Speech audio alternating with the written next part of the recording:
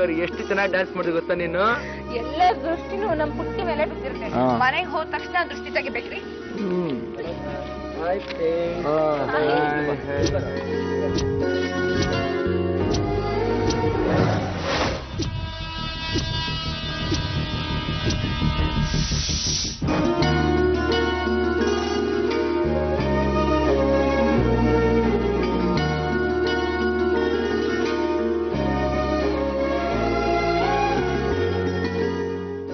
ಸರಿ ನಾ ಲೇಟ್ ಆಯ್ತು.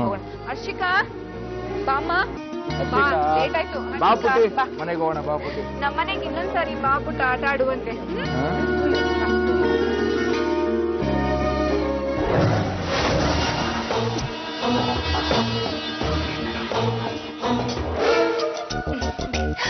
ನಾಯಿ ಕಣ್ಣು, ನರಿ ಕಣ್ಣು, ಗೂಬೆ ಕಣ್ಣು, ಹದ್ದಿನ ಕಣ್ಣು, ಹಾವಿನ ಕಣ್ಣು, ಊರೋರ್ ಕಣ್ಣು, ನನ್ ಕಣ್ಣು, ನಿನ್ ಕಣ್ಣು, ಯಾರ ಕಣ್ಣು ನಿನ್ಗೆ ಇದೆ. ಇದಕ್ ಮೋಸಾಗಿ ಹೋಗಿ ಹರ್ಷಿಕಾ ತರ್ಲೆ ಮಾಡ್ಬೇಡ, ಹೋಗಿ. ಆಯ್ತು. ಆಟಡಕ್ ಹೋಗ್ಲಾ? ಆಟನೂ ಇಲ್ಲ ಎಂತದೂ ಇಲ್ಲ, ಸುಮ್ನೆ ಮನೆಯಲ್ಲಿ ಇರೋ ಅಷ್ಟೇ. ಬನ್ನಿ ಬನ್ನಿ.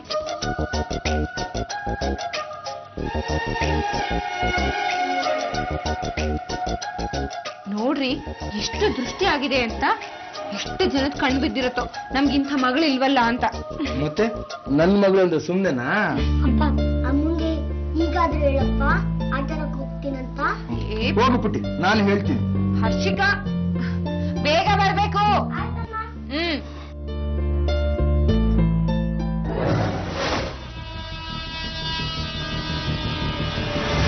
ಇದು ಬೆಂಗಳೂರು ಬ್ಯಾಟರಾಯನ್ಪುರದಲ್ಲಿರೋ ವೇಣುಗೋಪಾಲ್ ಅವರ ಕುಟುಂಬ. ಗಂಡ ಹೆಂಡತಿ ಇಬ್ಬರು ಮಕ್ಕಳ ಮುದ್ದಿನ ಸಂಸಾರ. ಬಿಲ್ಡಿಂಗ್ ಮೆಟೀರಿಯಲ್ಸ್ ವ್ಯಾಪಾರ ಮಾಡೋ ವೇಣುಗೋಪಾಲ್ ತಕ್ಕ ಮಟ್ಟಿಗೆ ಅನುಕೂಲಸ್ಥರಾಗೇ ಇರ್ತಾರೆ. ಮಕ್ಕಳನ್ನ ಕುಮಾರನ್ ಚಿಲ್ಡ್ರನ್ ಸ್ಕೂಲಲ್ಲಿ ಓದಿಸ್ತಾ ಇರ್ತಾರೆ. ದೊಡ್ಡ ಮಗಳು ವಿನಿಕಾ, ಎರಡನೇ ಮಗಳು ಹರ್ಷಿಕಾ.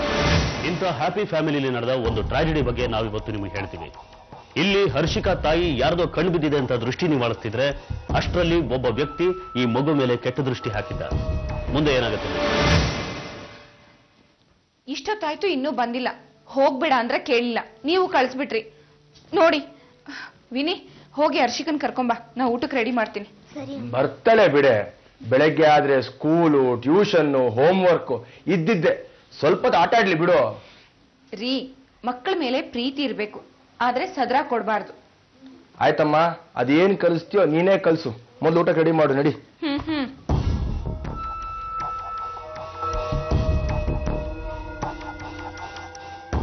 ಅಮ್ಮ, ಹರ್ಷಿಕಾ ಎಲ್ಲೂ ಕಾಣಿಸ್ತಿಲ್ಲಮ್ಮ. ಪಕ್ಕದಲ್ಲಿರ್ಬೇಕು, ನೋಡಿದ್ಯಾ? ನೋಡ್ದೆ ಅಪ್ಪ, ಅಲ್ಲಿಲ್ಲ. ಆಗ್ಲೇ ಮನೆಗೆ ಹೋಗ್ತೀನಿ ಅಂತ ಹೋದ್ಲಂತೆ. ದೇವ್ರೆ, ನಾನ್ ನಿಮ್ಗೆ ಹೇಳ್ದೆ ಕಳಿಸ್ಬೇಡಿ ಅಂತ. ನೋಡಿ ಇವಾಗ ಎಲ್ಲಿ ಹೋದ್ಲೋ ಏನೋ. ಇರೇ, ಇಷ್ಟಕ್ಕೆ ಗಾಬರಿ ಮಾಡ್ಕೊಂತೀಯ. ಇಲ್ಲೆಲ್ಲ ಹೋಗಿರ್ತಾನೆ, ನೋಡ್ಕೊಂಡ್ ಬರ್ತೀನಿ.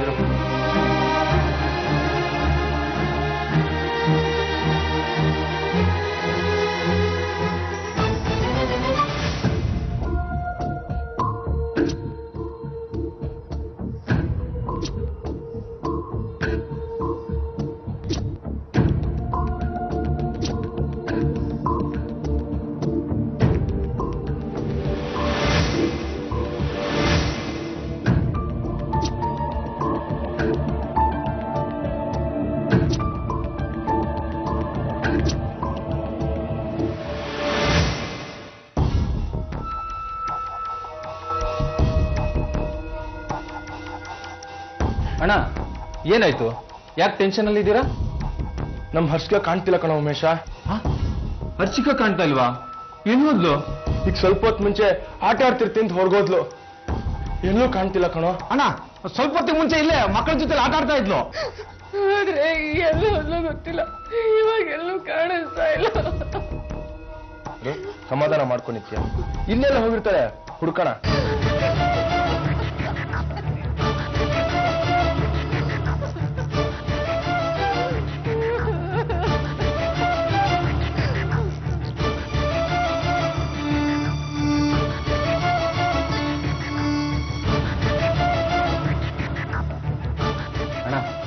ಎಲ್ಲ ಕಡೆ ಹುಡುಕಿದ್ದಾಯ್ತು. ಇನ್ ತಡ ಮಾಡೋದ್ ಬೇಡ. ಯಾವ್ದಕ್ಕೂ ಒಂದು ಪೊಲೀಸ್ ಕಂಪ್ಲೇಂಟ್ ಕೊಡೋದು ಒಳ್ಳೇದು ಅನ್ಸುತ್ತಣ್ಣ. ಕಂಪ್ಲೇಂಟ್ ಕೊಡ್ಬೇಕಂದ್ರೆ ಮಗು ನಾಪತ್ತೆಯಾಗಿ ಒಂದಿನಾದ್ರೂ ಆಗಿರ್ಬೇಕು, ಇಲ್ಲಾಂದ್ರೆ ಕೇಸ್ ತಗೊಳಲ್ಲ. ಯಾಕೆ ತಗೊಳಲ್ಲ? ಅಣ್ಣ, ನೀವು ನಡೀರಿ. ಅಕ್ಕ ಪಾಪ ಎಷ್ಟು ನೊಂದ್ಕೊಂಡಿದಾರ ನೋಡಿ. ನಡೀರಣ್ಣ. ಹುಡುಕಿದಾಯ್ತು, ಎಲ್ಲೂ ಸಿಗ್ಲಿಲ್ಲ. ಈಗ ಪೊಲೀಸ್ ಅವರೇ ನಮಗ್ ಹುಡುಕ್ ಕೊಡ್ಬೇಕು.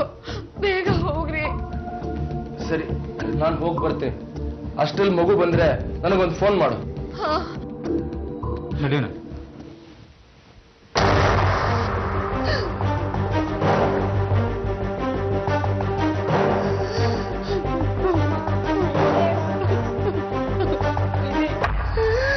ಹರ್ಷಿಕಾ ಎಲ್ಲಿ ಹೋದ್ಲಮ್ಮ?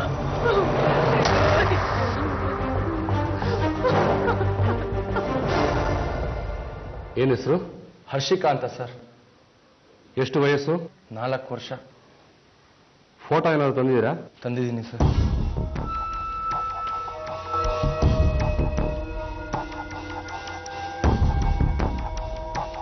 ಸರಿ, ಒಂದು ಮಿಸ್ಸಿಂಗ್ ಕಂಪ್ಲೇಂಟ್ ಬರ್ಕೊಡಿ. ನಾಳೆ ಬೆಳಿಗ್ಗೆ ಸಾಹೇಬರು ಬರ್ತಾರೆ, ಹುಡುಕೋ ಪ್ರಯತ್ನ ಮಾಡೋಣ. ಏ ನಾರಾಯಣ್, ಒಂದು ಕಂಪ್ಲೇಂಟ್ ಬರ್ಸ್ಕೊಡ್ರಿ.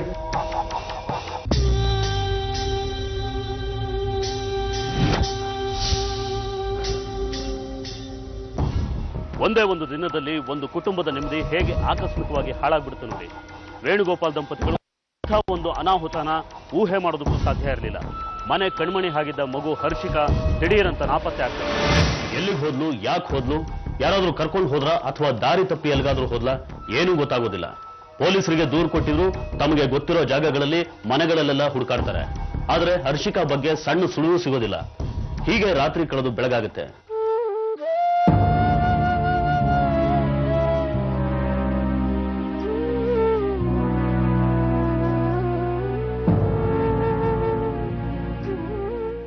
ನನ್ಗನ್ಸತ್ತೆ ನಮ್ಮ ಹರ್ಷಿಕಾ ಯಾರೋ ಕಿಡ್ನಾಪ್ ಮಾಡಿರ್ಬೇಕು.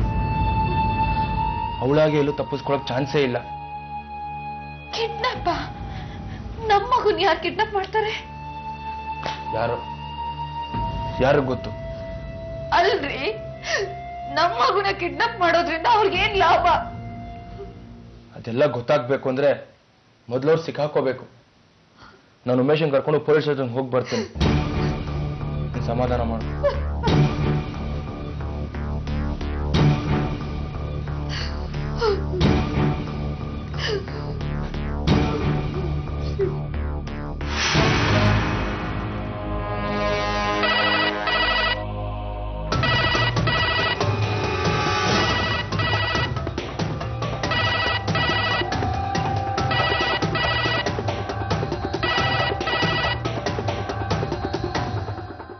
ಹಲೋ, ನಿನ್ ಗಂಡನ ಕೈ ಫೋನ್ ಕೊಡು.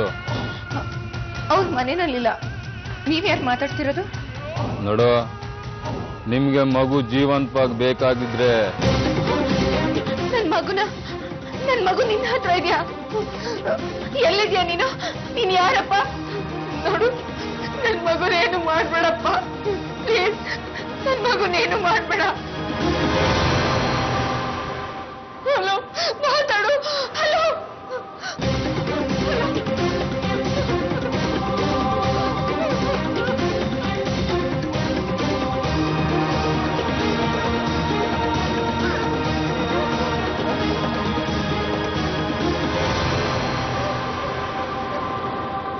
ಓ ಉಮೇಶ, ಇಲ್ಲಿದ್ಯಾ? ಮನೆಗೆ ಹೋಗಿದ್ದೆ. ಏನಣ್ಣ, ಏನಾದ್ರೂ ವಿಷಯ ಗೊತ್ತಾಯ್ತಾ? ಇಲ್ಲ ಕಣೋ, ನನ್ಗನ್ಸತ್ತೆ ಯಾರೋ ಕಿಡ್ನಾಪ್ ಮಾಡಿರ್ಬೇಕು ಅಂತ. ಪೊಲೀಸ್ ಸ್ಟೇಷನ್ ಹೋಗೋಣ, ಬರ್ತೀಯಾ? ನಡೀರು ಹೋಗೋಣ. ಮತ್ ನಿನ್ ಕೆಲ್ಸಕ್ಕೆ? ಏನಣ್ಣ, ನಮ್ಮ ಹರ್ಷಿದಾಗಿಂತ ನನ್ ಕೆಲಸ ಮುಖ್ಯನಾ? ನಡೀರು ಹೋಗೋಣ. ಬಾ.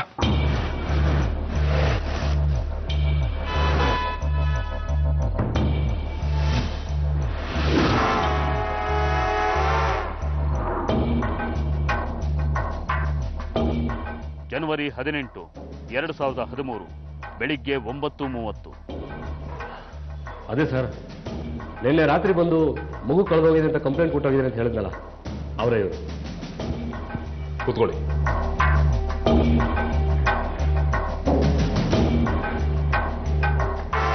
ಎಲ್ಲಿ ಮಿಸ್ ಆಗಿರೋದು ನಿಮ್ಮ ಮಗಳು? ಸರ್, ನೆನೆ ಮನೆ ಹೊರಗೆ ಆಟ ಆಡ್ಕೊಂಡಿದ್ಲು. ಆಮೇಲೆ ಎಲ್ಲೂ ಕಾಣಲೇ ಇಲ್ಲ ಸರ್. ನಾವು ಎಲ್ಲ ಕಡೆ ಹುಡುಕಾಡಿದ್ವಿ. ನಾನು ಇಲ್ಲೆಲ್ಲೋ ತಪ್ಪಿಸ್ಕೊಂಡಿರ್ಬೇಕು ಅಂತ ಸುಮ್ಮನೆ ಆದೆ. ಆದರೆ ಈಗ ಯಾರೋ ಪಾಪಿಗಳು ಅವಳನ್ನ ಕಿಡ್ನಾಪ್ ಮಾಡಿರ್ಬೇಕು ಅಂತ ಅನಿಸ್ತಿದೆ ಸರ್. ನಿಮ್ಗೆ ಯಾರ ಮೇಲೆ ಅದರ ಅನುಮಾನ ಇದೆಯಾ? ಅನುಮಾನ ಪಡುವಂಥವ್ರು ಯಾರೂ ಇಲ್ಲ ಸರ್. ಆದರೆ ಕಾಲ ಸರಿ ಇಲ್ಲ ನೋಡಿ. ಯಾರೋ ಕೇಡಿಗಳು ಮಾಡಿರ್ಬೋದು. ನೀವು ತನಿಖೆ ಮಾಡಿದ್ರೆ ಗೊತ್ತಾಗ್ಬೋದು ಸರ್. ನಿಮ್ಗೆ ಯಾರಿಂದಾದರೂ ಫೋನ್ ಏನಾದರೂ ಬಂದಿತ್ತಾ? ಇಲ್ಲ ಸರ್. ಫೋನ್ ಬಂದರೆ ತಕ್ಷಣ ನಮ್ಗೆ ತಿಳಿಸಿ. ಯಾರ ಮೇಲಾದರೂ ಅನುಮಾನ ಬಂದರೆ ನನಗೆ ಗೊತ್ತು ಮಾಡಬೇಕು. ಸರಿ ಸರ್. ನೀವಿನ್ನು ಹೊರಡ್ಬೋದು.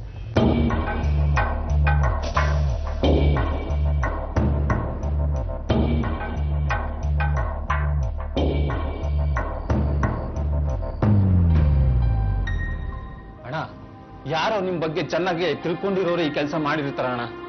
ಸಿಕ್ಕಾಕೋತಾರೆ, ಎಲ್ಲಿ ಹೋಗ್ತಾರೆ ನೀವೇನು ಯೋಚನೆ ಮಾಡಬೇಡಿ ಅಣ್ಣ.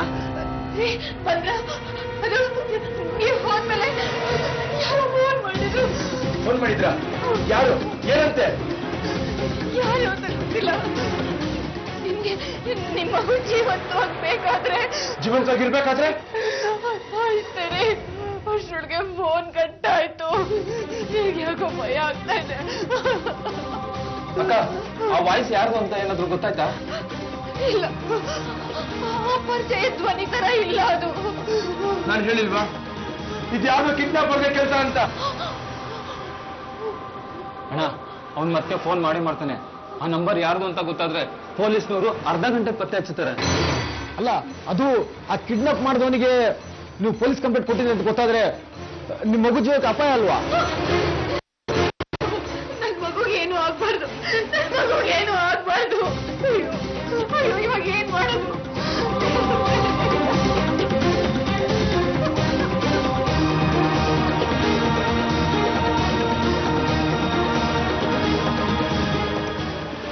ವಿಚಿತ್ರ ಅಂದ್ರೆ ಕಿಡ್ನಾಪರ್ ಮತ್ತೆ ಫೋನ್ ಮಾಡೋದೇ ಇಲ್ಲ.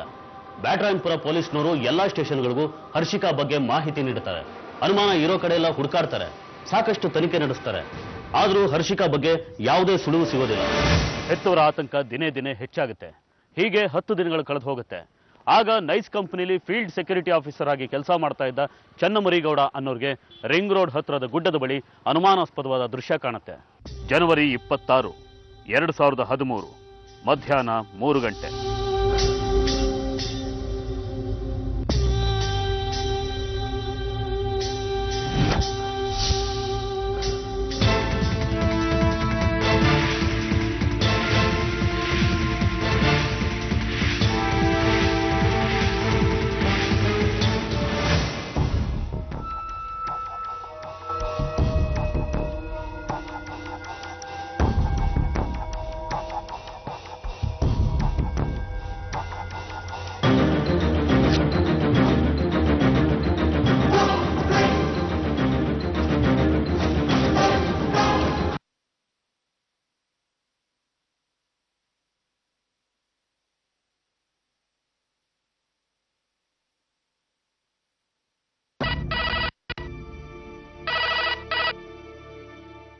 ಹಲೋ,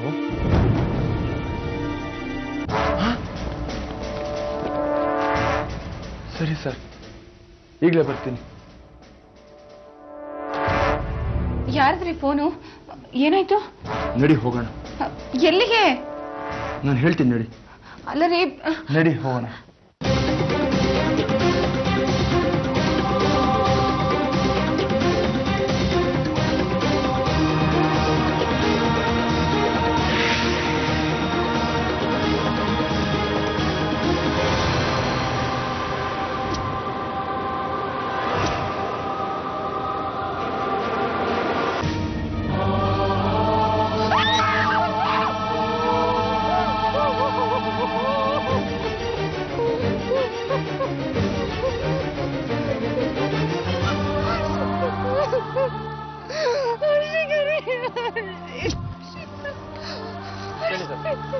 ಮಗಳೇ ತಾನೆ?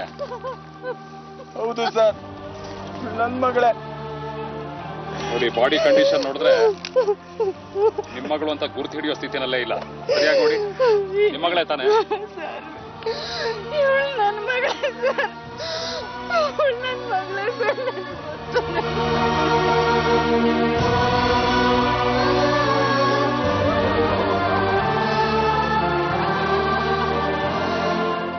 ಕೊನೆಗೂ ಹರ್ಷಿಕಾ ಸಿಕ್ಕಿದ್ದು ಶವವಾಗಿ.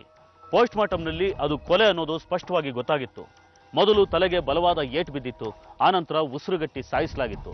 ಪುಟ್ಟ ಮಗು ಮೇಲೆ ಯಾರಿಗೆ ಕೊಲೆ ಮಾಡುವಂಥ ದ್ವೇಷ ಅನ್ನೋದು ಯಾರಿಗೂ ಅರ್ಥ ಆಗೋದಿಲ್ಲ. ವೇಣುಗೋಪಾಲ್ ಕೂಡ ಯಾರ ಜೊತೆನೂ ಜಗಳ ದ್ವೇಷ ಕಟ್ಕೊಂಡವರಲ್ಲ. ಯಾರಾದ್ರೂ ಹಣಕ್ಕೋಸ್ಕರ ಕಿಡ್ನಾಪ್ ಮಾಡಿದ್ದಾರೆ ಅಂದ್ರೆ ಯಾರೂ ಹಣ ಕೇಳಿರ್ಲಿಲ್ಲ. ಒಂದೇ ಒಂದ್ಸಲ ಯಾರೋ ಫೋನ್ ಮಾಡಿ ಕಟ್ ಮಾಡಿದ್ ಬಿಟ್ರೆ ಮತ್ತೆ ಫೋನ್ ಮಾಡಿ ಯಾವುದೇ ಬೇಡಿಕೆ ಇಟ್ಟಿಲ್ಲ. ಹಾಗಾಗಿ ಹರ್ಷಿಕಾ ಕೊಲೆ ಪೊಲೀಸರಿಗೂ ತಲೆನೋವಾಗಿತ್ತು. ನೋಡಿ, ಸ್ವಲ್ಪ ನೆನಪು ಮಾಡ್ಕೊಳ್ಳಿ. ಕಿಡ್ನಾಪ್ ಮಾಡಿದವನು ಯಾವುದೇ ಡಿಮ್ಯಾಂಡು ಇಡದೆ ಮಗುನ ಸಾಯಿಸಿದಾನೆ ಅಂದ್ರೆ ನಿಮ್ಮ ಮೇಲೆ ಅವನಿಗೆ ದ್ವೇಷ ಇರಬೇಕು. ನನಗನ್ಸುತ್ತೆ ಯಾರೋ ನಿಮಗೆ ತುಂಬಾ ಹತ್ರದವರೇ ಈ ಕೆಲಸ ಮಾಡಿದ್ದಾರೆ ಅನ್ಸುತ್ತೆ. ಸ್ವಲ್ಪ ಯೋಚನೆ ಮಾಡಿ ನೋಡಿ.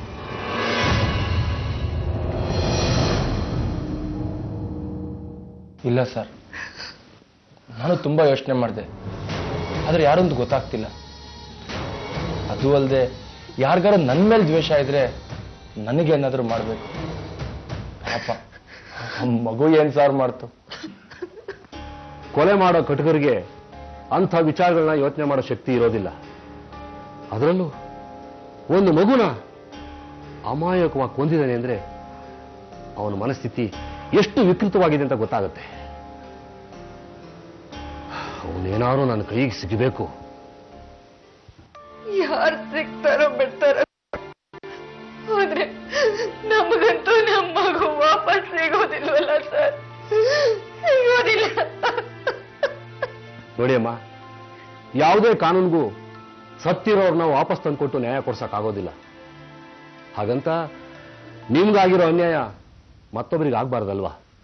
ತಪ್ಪು ಮಾಡಿದವ್ರನ್ನ ಹಾಗೆ ಬಿಟ್ರೆ ಮೇಲಿಂದ ಮೇಲೆ ತಪ್ಪು ಮಾಡ್ತಾನೆ ಇರ್ತಾರೆ.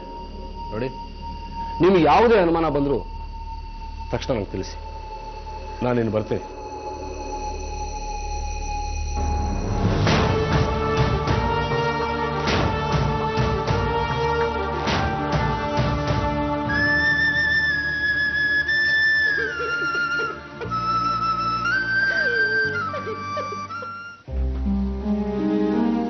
ಯಾಕೋ ಏನಾಯ್ತು? ಯಾಕೆ ಈಗ ನಿಂತಿದ್ಯಾ? ಆ ಮಗುನ್ ನೆನ್ಸ್ಕೊಂಡ್ರೆ ಸಂಕಟ ಆಗುತ್ತೆ ಕಣ. ಎಂತ ಕೆಲಸ ಆಗೋಯ್ತು. ಆಗಿದ್ದಾಗೋಯ್ತು ಬಿಡೋ, ಯಾರೇನ್ ಮಾಡಕ್ಕಾಗುತ್ತೆ? ಆ ಮಗು ತಂದೆ ತಾಯಿಗಿನ ನೀನೇ ಜಾಸ್ತಿ ತಲೆ ಕೆಡ್ಸ್ಕೊಂಡಿರೋಗಿದ್ಯಪ್ಪ. ಇಲ್ಲ ಕಣ, ದಿನ ಬೆಳಿಗ್ಗೆ ಸಂಜೆ ಅಂಕಲ್ ಅಂಕಲ್ ಅಂತ ಹಿಂದಿಂದ ತಿರುಗ್ತಾ ಇತ್ತು. ನಿದ್ದೆ ಮಾಡಕ್ ಹೋದ್ರೆ ಕನ್ಸಲ್ಲಿ ಬಂದಂಗಾಗುತ್ತೆ. ಆ ವಿಷಯ ಎಲ್ಲ ಬಿಟ್ಟಾಕು.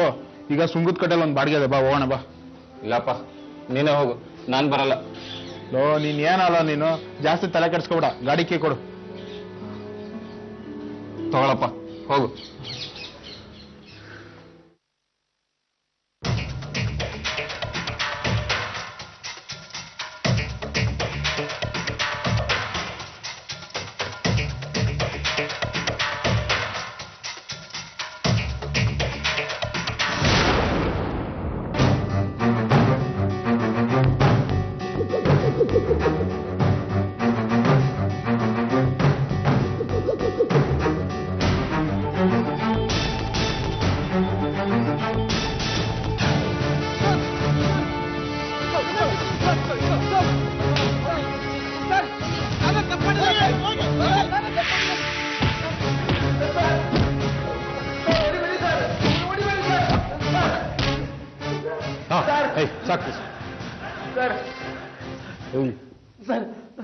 ಆ ಬಟ್ಟೆಗಳು ನಿಜ ತಾನೆ?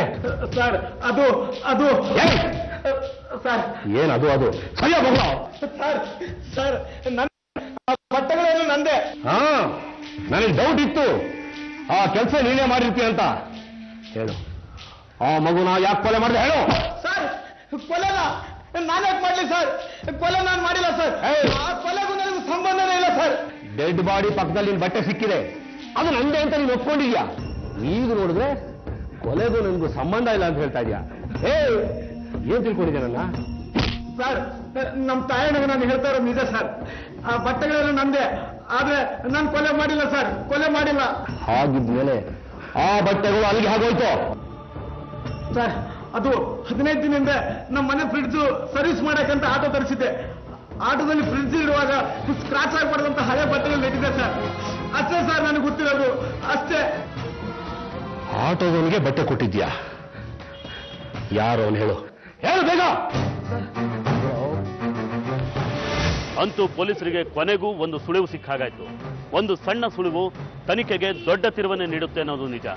ಇದನ್ನೇ ಆಧಾರವಾಗಿಟ್ಟುಕೊಂಡ ಪೊಲೀಸರು ಮುಂದಿನ ಬೇಟೆ ಪ್ರಾರಂಭ ಮಾಡ್ತಾರೆ.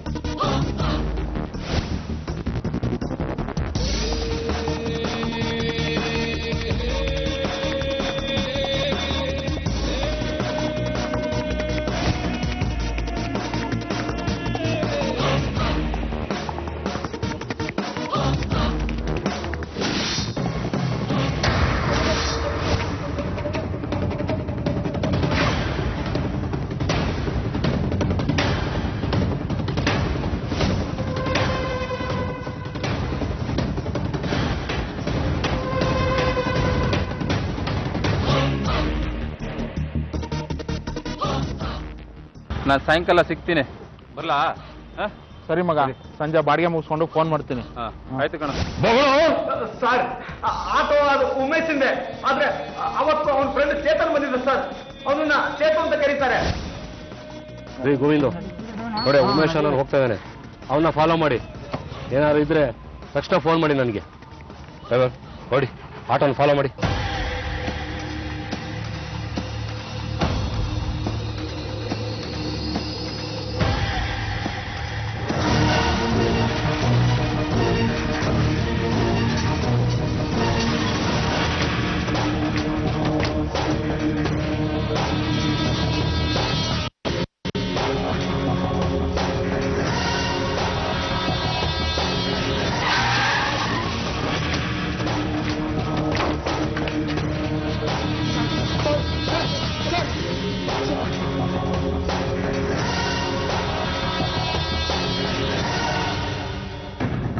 ಹೊಗಳೋ ಬಾಸ್ಟರ್ಡ್. ಹೊಗಳೋ. ಸತ್ಯ ಹೇಳಿಲ್ಲ ಅಂದ್ರೆ ಶೂಟ್ ಮಾಡಿ ಬಿಸಾಕ್ಬಿಡ್ತೀನಿ. ಹೇಳ್ತಿಲ್ವೋ? ಹೇಳೋ ಹೇಳೋ, ನೀನೇ ಅಲ್ವೇ ನಮ್ಮ ಮಗನ್ ಕೊಲೆ ಮಾಡಿದ್ದು? ಸರ್ ಹೊಡಿಬೇಡಿ ಸರ್, ನಾನೇ ಸರ್ ಮಗುನ್ ಕೊಲೆ ಮಾಡಿದ್ದು, ನಾನೇ ಸರ್. ಮಗ, ಏನು ಮಾಡೋದೀಗ? ತಪ್ಪು ಮಾಡ್ಬಿಟ್ಟು ಕಣೋ. ಹರ್ಷಿಕನ್ ಬಿಟ್ಬಿಡೋಣವಾ? ಏನು ಜೈಲಲ್ಲಿ ಮುದ್ದೆ ಮುರಿಯಕ್ ಅಷ್ಟಾಸನೇನೋ ಗುಜಾಡ್. ಮತ್ತೇನ್ ಮಾಡೋದು? ಎಷ್ಟ್ ದಿನ ಅಂತ ಅವಳನ್ನ ಆಟೋದಲ್ಲಿ ಹೀಗೆ ಇಟ್ಕೊಳಕ್ಕಾಗುತ್ತೆ? 2 ದಿನದಿಂದ ಒಂದ್ ಬಾರಿಗೆ ಹೊಡೆದಿಲ್ಲ ಮಗ. ಬೇರೆ ದಾರಿ ಇಲ್ಲ ಕಣೋ, ಆ ಮಗುನ್ ಮುಗ್ಸೋದು ಒಂದೇ ದಾರಿ.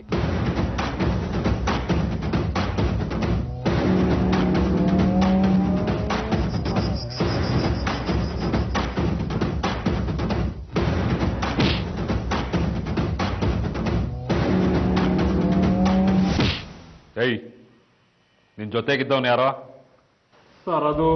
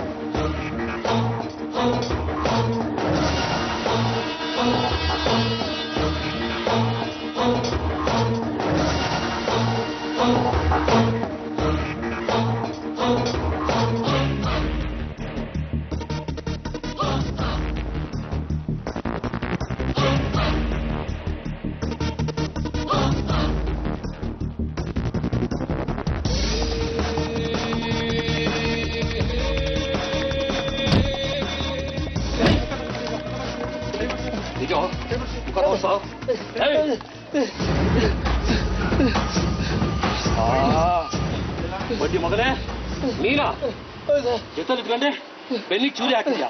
ಅವತ್ತು ಬೇಳೂರ್ ಜೊತೆ ಕಂಪ್ಲೇಂಟ್ ಕೊಡಕ್ ಬಂದಿದ್ದೆ ಅಲ್ವಾ?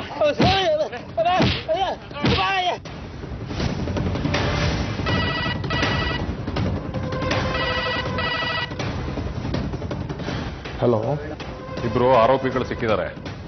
ತಕ್ಷಣ ಸ್ಟೇಷನ್ಗೆ ಬನ್ನಿ. ಸರಿ ಸರ್.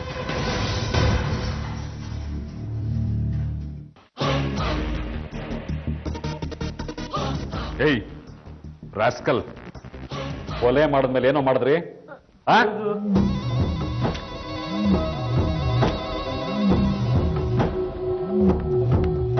ಜನವರಿ 21, 2013 ರಾತ್ರಿ 12 ಗಂಟೆ.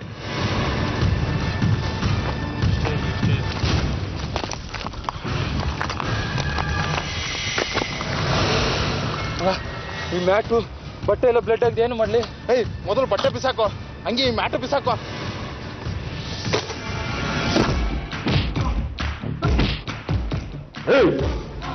ನಿಮ್ಮಂತವ್ರನ್ನ ನಡು ಬೀದಿಲಿ ಕಟ್ಟಾಕಿ ಜನಗಳ ಕೈಯಿಂದ ಕಲ್ಲು ಓಡಿಸಿ ಸಾಯಿಸ್ಬೇಕು. ಹೇಗ್ರೋ ಮನ್ಸು ಬಂತು ಅಷ್ಟು ಚಿಕ್ಕ ಮಗು ಸಾಯಿಸೋದಕ್ಕೆ?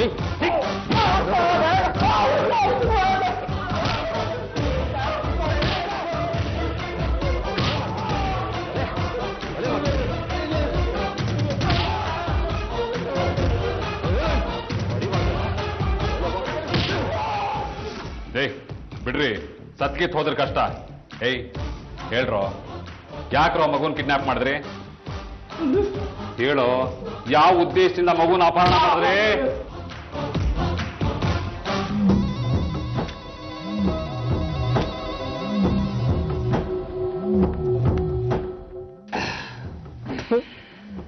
ಏನ್ ಜನ್ಮನೋ ಇದು. ದುಡ್ಡಿರೋರೇ ದುಡ್ಡು ಮಾಡ್ತಾರೆ, ನಮ್ಮಂತ ಕಷ್ಟಪಡೋರ್ಗೆ ಕೊನೆಗೆ ಸಿಗದ್ ಚಿಪ್ಪೆ ಕಣ. ನೋಡುವ, ನಾವೀ ಬಾಡಿಗೆ ಆಟೋ ಓಡಿಸ್ಕೊಂಡಿದ್ರೆ ಸಾಯೋ ತನಕ ಹಿಂಗೆ ಇರ್ಬೇಕಾಗುತ್ತೆ. ನಾವ್ ಯಾವಾಗ ಸ್ವಂತ ಮನೆ ಸ್ವಂತ ಆಟೋ ತಗೊಳ್ಳೋದು? ನಾವ್ ಯಾವಾಗ ಜುಮ್ ಅಂತ ಓಡಾಡೋದು? ಇವತ್ ರಾತ್ರಿನೇ. ಏನ ಇವತ್ ರಾತ್ರಿನಾ? ಏನು ಹೇಳ್ತಾ ಇದ್ಯಾ? ಮಗ, ಹೆಂಗು ಟೈಟ್ ಆಯ್ತೀವಿ, ಹೋಗಿ ಬಿತ್ಕೊಂತೀವಿ. ಅದೇ ನೀನ್ ಹೇಳಲ್ಲ, ಸ್ವಂತ ಮನೆ ಸ್ವಂತ ಗಾಡಿ ಇವೆಲ್ಲ ಸಿಗುತ್ತೆ ಕನ್ಸಲ್ಲಿ. ಕನ್ಸಲ್ಲ ಕಣೋ, ನಾವು ಮನಸ್ಸು ಮಾಡಿದ್ರೆ ಇವತ್ ರಾತ್ರಿನೇ ಶ್ರೀಮಂತರಾಗ್ತೀವಿ. ನಿನಗೆ ಆ ದಮ್ಮಿದ್ಯಾ ಹೇಳು? ಮಗ, ನನ್ ದಮ್ ಬಗ್ಗೆ ಮಾತಾಡ್ಬೇಡ. ದುಡ್ಡು ಸಿಗುತ್ತೆ ಅಂದ್ರೆ ಏನ್ ಬೇಕಾದ್ರೂ ಮಾಡ್ತೀನಿ.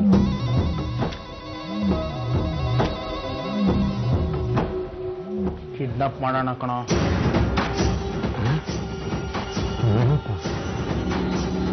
ಯಾರು? ಮೋನವ್ರ ಮಗಳನ್ನ. ಗೋಪಾಲ್ ಮಗಳನ್ನ? ನಿಮ್ಗೆ ತಿಕ್ಲೇನೋ? ಹಿಂಗಲ್ಲ ಕಣೋ, ನಾನು ಹೇಳೋದು ಕೇಳು. ಮೊನ್ನೆ ಅವನಿಗೆ ಬೇಜಾನ್ ದುಡ್ಡು ಬಂದಿದೆ. ಅವನಿಗೆ ಅವ್ರ ಮಗಳಂದ್ರೆ ಪ್ರಾಣ.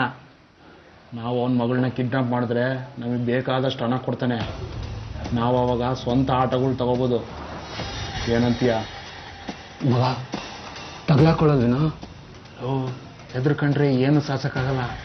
ಆಗಿದ್ದಾಗ್ಲಿ ಮಾಡ್ಬಿಡೋಣ ಏನೋ.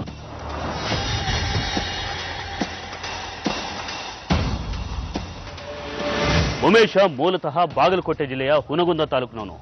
ಉದ್ಯೋಗ ಹುಡುಕೊಂಡು ಬೆಂಗಳೂರಿಗೆ ಬಂದು ಬ್ಯಾಟರಾಯನ್ಪುರದಲ್ಲಿರೋ ವೇಣುಗೋಪಾಲ್ ಅವ್ರ ಮನೆಯಲ್ಲಿ ಬಾಡಿಗೆಗಿರ್ತಾನೆ. ಬಾಡಿಗೆ ಆಟೋ ಓಡಿಸ್ಕೊಂಡು ಜೀವನ ನಡೆಸ್ತಾ ಇರ್ತಾನೆ. ಹೀಗೆ ಇವನಿಗೆ ಪರಿಚಯ ಆದವನು ಮತ್ತೊಬ್ಬ ಡ್ರೈವರ್ ಚೇತನ್. ಈತ ಬೆಂಗಳೂರಿನವನು.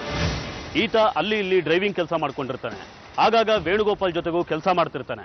ಇಬ್ರಿಗೂ ಕುಡ್ತಾ, ಸಿಗರೇಟು, ಜೂಜು, ಮೋಜು ಎಲ್ಲ ಅಭ್ಯಾಸಗಳಿದ್ವು. ದುಡಿಯೋ ಹಣ ಯಾವುದಕ್ಕೂ ಸಾಲದೆ ಹೋದಾಗ ಇಬ್ರು ಸೇರಿ ಮಾಡಿದ್ದೆ ಈ ಪ್ರಳಯಾಂತಕ ಪ್ಲಾನ್. ಇಬ್ರು ವೇಣುಗೋಪಾಲ್ ಮಗು ಹರ್ಷಿಕಾನ ಕಿಡ್ನಾಪ್ ಮಾಡೋ ಸಂಚು ರೂಪಿಸ್ತಾರೆ. ಮಗ, ಜಸ್ಟ್ ಮಿಸ್ ಆಗೋಯ್ತು ಕಣ. ನಾಳೆ ಆ ಹುಡುಗಿ ಸ್ಕೂಲ್ಗೆ ಹೋಗೋತ್ನಲ್ಲಿ ಎತ್ತಾಕೊಂಡು ಹೋಗೋಣ. ಏನೇ ಆದ್ರೂ ಆಗ್ಲಲ್ಲಿ ಕಷ್ಟ ಮಗ. ಮತ್ತು ಆ ಹುಡುಗಿ ಯಾವಾಗ ಸಿಗ್ತಾಳೋ? ಈಗಲೇ ಇಷ್ಟೊತ್ತಿನಲ್ಲಿ ಹರ್ಷಿಕಾ ಮನೆ ಹೊರಗಡೆ ಆಟ ಆಡ್ತಾ ಇರ್ತಾಳೆ. ಹೌದಾ? ನಡಿ ಮತ್ತೆ. ನಡಿ.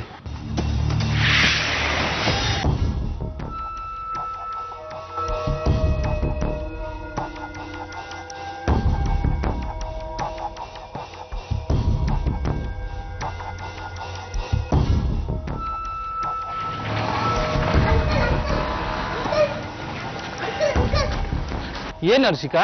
ಅಂಕಲ್, ನನ್ನ ಆನೆ ಹತ್ರ ಕರ್ಕೊಂಡು ಹೋಗಿ ಅಂಕಲ್. ಇಲ್ಲಮ್ಮ, ನನಗೆ ಕೆಲಸ ಇದೆ ಪುಟ. Please uncle. ಇಲ್ಲ ಕಣೋ, ನಿಜವಾಗ್ಲೂ ಕೆಲಸ ಇದೆ ನನಗೆ. ಹಾ, ಚೇತನ್ ಅಂಕಲ್ ಬಂದ್ರು ನೋಡು, ಇವ್ರು ಕರ್ಕೊಂಡು ಹೋಗ್ತಾರೆ ನಿನ್ನ. ಚೇತು, ಆನೆ ನೋಡ್ಬೇಕಂತೆ, ಪಕ್ಕದ ರೋಡಲ್ಲಿ ಆನೆ ಬಂದಿದೆ. ಹರ್ಷಿಕಾ ನೋಡ್ಬೇಕಂತ ಕರ್ಕೊಂಡು ಹೋಗೋ. ಸರಿ ಬಾ ಹರ್ಷಿಕಾ, ಹೋಗೋಣ. ಅಂಕಲ್, ನೀವು ಬನ್ನಿ ಅಂಕಲ್. ನಡಿ ಪುಟ.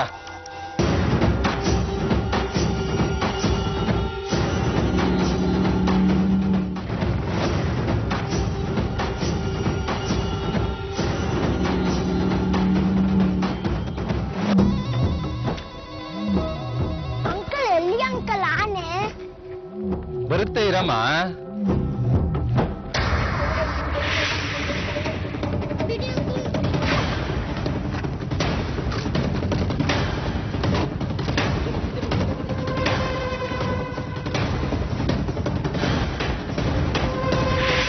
ಏಯ್, ದುಡ್ಡುಗೋಸ್ಕರ ತಾನೇ ಕಿಡ್ನಾಪ್ ಮಾಡಿದ್ದು?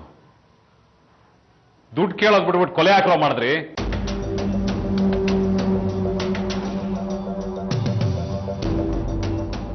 ನೋಡಿ, ನಿಮ್ ಜೊತೆಗೆ ಇದ್ಬಿಟ್ಟು ಎಂಥ ಕೆಲಸ ಮಾಡಿದ್ದಾರೆ. ದುಡ್ಡುಗೋಸ್ಕರ ಮಾಡಿದ್ದಾರೆ. ಅಯ್ಯೋ ಪಾಪಿಗಳ, ದುಡ್ಡು ಕೇಳಿದ್ರೆ ಎಷ್ಟು ಬೇಕಾದ್ರೂ ಕೊಡ್ತಿದ್ನಲ್ಲೋ. ನನ್ನ ಮಗುಗಿಂತ ದುಡ್ಡು ಹೆಚ್ಚಾಗಲ್ಲ ನನಗೆ.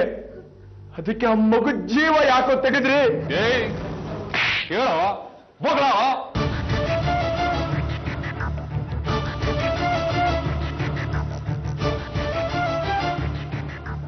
ಮಾತಾಡ್ತಿರೋದು?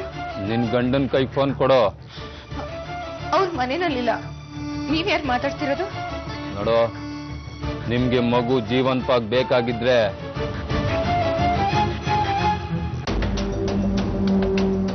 ಹೋ ಉಮೇಶ, ಇಲ್ಲಿದ್ಯಾ? ಮನೆಗೆ ಹೋಗಿದ್ದೆ. ಏನಣ್ಣ, ಏನಾದ್ರು ವಿಷಯ ಗೊತ್ತಾಯ್ತಾ? ಇಲ್ಲ ಕಣೋ, ನನ್ಗನ್ಸತ್ತೆ ಯಾರೋ ಕಿಡ್ನಾಪ್ ಮಾಡಿರ್ಬೇಕು ಅಂತ. ಪೊಲೀಸ್ ಸ್ಟೇಷನ್ ಹೋಗೋಣ, ಬರ್ತೀಯಾ? ನಡೀರು ಹೋಗೋಣ. ಮತ್ ನಿನ್ ಕೆಲ್ಸಕ್ಕೆ? ಏನಣ್ಣ, ನಮ್ಮ ಹರ್ಷಿದಾಗಿಂತ ನನ್ ಕೆಲಸ ಮುಖ್ಯನಾ? ನಡೀರು ಹೋಗೋಣ. ಬಾ. ಚೇತು, ಏನೋ ಮಾಡೋದೀಗ? ತಪ್ಪು ಮಾಡ್ಬಿಟ್ಟಿವಿ ಕಣೋ. ಹರ್ಷಿಕನ ಬಿಟ್ಬಿಡೋಣವಾ? ಯಾಕೋ ಜೈಲಲ್ಲಿ ಮುದ್ದೆ ಮುರೆ ಕಷ್ಟಾಸನೇನೋ ಗುಜಾಡ್. ಮತ್ತೇನ್ ಮಾಡೋದು? ಎಷ್ಟ್ ದಿನ ಅಂತ ಅವಳನ್ನ ಆಟೋದಲ್ಲಿ ಹಿಂಗೆ ಇಟ್ಕೊಳಕ್ಕಾಗುತ್ತೆ? 2 ದಿನದಿಂದ ಒಂದ್ ಬಾಡಿಗೆ ಹೊಡೆದಿಲ್ಲ ಮಗ.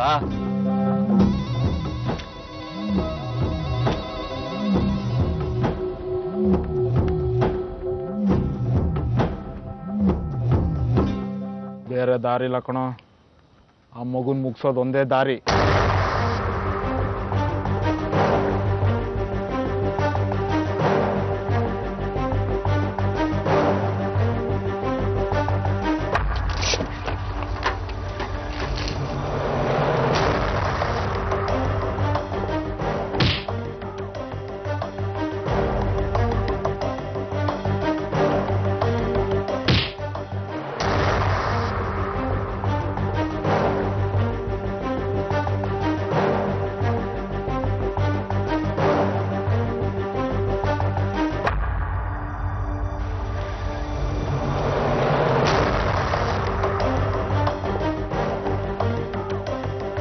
ಅಂತ ಮಗುನ ಕೊಲ್ಲೋಕ್ ಹೇಗೆ ಬಂತು ನಿಮ್ಗೆ? ಗುಂಡು ಮನೆಗೆ ದ್ರೋಹ ಬಂದ್ರು ನಿಮ್ಮನ್ನ. ಬಿಡ್ರಿ ಬೇಡ, ಬಿಡ್ರಿ. ಇಂಥ ಪಾಪಿಗಳಿಗೆ ನ್ಯಾಯಾಲಯ ಸರಿಯಾದ ಶಿಕ್ಷೆ ಕೊಡುತ್ತೆ. ನನ್ನ ಮಕ್ಕಳು ಸಾಯೋ ತನಕ ಸೆಲ್ಲಲ್ಲಿ ಕೊಳಿಬೇಕು, ಹಂಗ್ ಫಿಟ್ ಮಾಡ್ತೀನಿ. ಕೈ ಎತ್ತಾಕೊಂಡೋಗಿ ಸೆಲ್ಗೆ ಬಿಸಾಕ್ರಿ.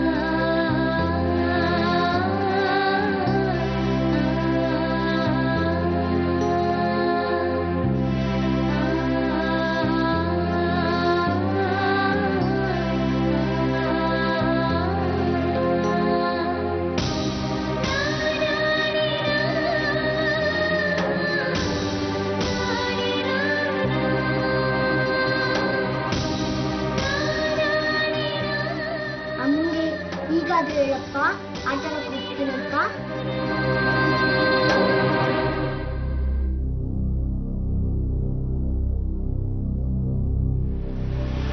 ಉಮೇಶ್ ಹಾಗೂ ಚೇತನ್ ಹಣದ ಆಸೆಯಿಂದ ಹರ್ಷಿಕಾನ ಕಿಡ್ನಾಪ್ ಮಾಡಿದ್ದನ್ನು ನಿಜ. ಆದರೆ ಆ ಮಗುನ ಬಚ್ಚಿಡೋದಕ್ಕೆ ಅವ್ರಿಗೆ ಸರಿಯಾದ ಜಾಗನೂ ಇರಲಿಲ್ಲ. ತಮ್ಮ ಗೂಡ್ಸ್ ಕ್ಯಾರಿಯರ್ ಆಟೋ ಒಳಗೆ ಕೈಕಾಲು ಕಟ್ಟಿ ಬಾಯಿಗೆ ಪಟ್ಟಿ ಹಾಕಿಡ್ತಾರೆ. ಆ ಆಟೋ ರಸ್ತೆಲೇ ಇದ್ದಿದ್ರಿಂದ ಮಗುಗೆ ನೀರಾಗ್ಲಿ ಊಟನಾಗ್ಲಿ ಕೊಡೋದಕ್ಕೆ ಅವ್ರಿಗೆ ಸಾಧ್ಯ ಆಗೋದಿಲ್ಲ. ಮಗು ಆಹಾರ ಇಲ್ಲದೆ 2 ದಿನಗಳಲ್ಲಿ ಸುಸ್ತಾಗಿತ್ತು. ಈ ನಡುವೆ ವೇಣುಗೋಪಾಲ್ ಜೊತೆಗೆ ಇದ್ದಿದ್ರಿಂದ ಫೋನ್ ಮಾಡಿ ಹಣ ವಸೂಲಿ ಮಾಡೋದಕ್ಕೂ ಅವಕಾಶ ಆಗೋದಿಲ್ಲ. ಚೇತನ್ಗೆ ತಾನು ಫೋನ್ ಮಾಡಿದ್ರೆ ಸಿಕ್ಕಾಕೋತೀನಿ ಅನ್ನೋ ಭಯ ಶುರುವಾಗಿತ್ತು. ಆಗ ಅವ್ರಿಗೆ ತಾವು ಎಡವಟ್ಟು ಮಾಡ್ಕೊಂಡಿದ್ದೀವಿ ಅನ್ನೋದು ಅರ್ಥ ಆಗಿತ್ತು. ಈಗ ಅವ್ರಿಗೆ ಹಣ ಅಲ್ಲ, ಸಿಕ್ಕಾಕೊಳ್ದೇ ಇದ್ರೆ ಅಷ್ಟೇ ಸಾಕು ಅನ್ನೋ ಹಾಗಿತ್ತು. ಆಗಲೇ ಇಬ್ರು ಇಂಥ ಒಂದು ಅಮಾನುಷ ನಿರ್ಧಾರಕ್ಕೆ ಬಂದಿದ್ದು. ಎಂಥ ವಿಚಿತ್ರ ನೋಡಿ, ಯಾರ್ದೋ ಸ್ವಾರ್ಥಕ್ಕೆ ತಪ್ಪೇ ಮಾಡದೇ ಇರೋ ಒಂದು ಮುಗ್ಧ ಮಗುವಿನ ಪ್ರಾಣ ಹೋಗುತ್ತೆ. ಸುಲಭವಾಗಿ ಹಣ ಸಂಪಾದನೆ ಮಾಡಬೇಕು ಅನ್ನೋ ದುರಾಸೆಗೆ ಅಮಾಯಕ ಮಗು ಹರ್ಷಿಕಾ ಜೀವ ಕಳ್ಕೋಬೇಕಾಯ್ತು. ಕಿಡ್ನಾಪ್ ಮಾಡೋದು ಒಂದು ಅಪರಾಧ ಆದರೆ ಕಿಡ್ನಾಪ್ ಮಾಡಿ ಬ್ಲ್ಯಾಕ್ ಮೇಲ್ ಮಾಡೋದು ಮತ್ತೊಂದು ತಪ್ಪು. ಉಮೇಶ್ ಹಾಗೂ ಚೇತನ್ ಇವೆರಡಕ್ಕೂ ಮೀರಿದ ಮತ್ತೊಂದು ದೊಡ್ಡ ತಪ್ಪು ಮಾಡ್ತಾರೆ. ಅಮಾನುಷವಾಗಿ ಚಿಕ್ಕ ಮಗುವಿನ ಪ್ರಾಣನೇ ತೆಗಿತಾರೆ. ಇವರಿಬ್ಬರಿಗೂ ಸರಿಯಾದ ಶಿಕ್ಷೆ ಆದರೆ ಹರ್ಷಿಕಾ ಆತ್ಮಕ್ಕೆ ಶಾಂತಿ ಸಿಗಬಹುದೇನೋ. ವೀಕ್ಷಕರೇ, ಇದು ಇವತ್ತಿನ ಕ್ರೈಮ್ ಫೈಲ್. ಮುಂದಿನ ಸಂಚಿಕೆಯಲ್ಲಿ ಮತ್ತೊಂದು ವಿಭಿನ್ನ ಕುತೂಹಲಕಾರಿ ಸತ್ಯಕಥೆಯೊಂದಿಗೆ ಮತ್ತೆ ನಿಮ್ಮ ಮುಂದೆ ಬರ್ತೀವಿ. ನಾವು ಕತೆ ಹೇಳ್ತೀವಿ, ನೀವೆಚ್ಚರವಾಗಿರಿ.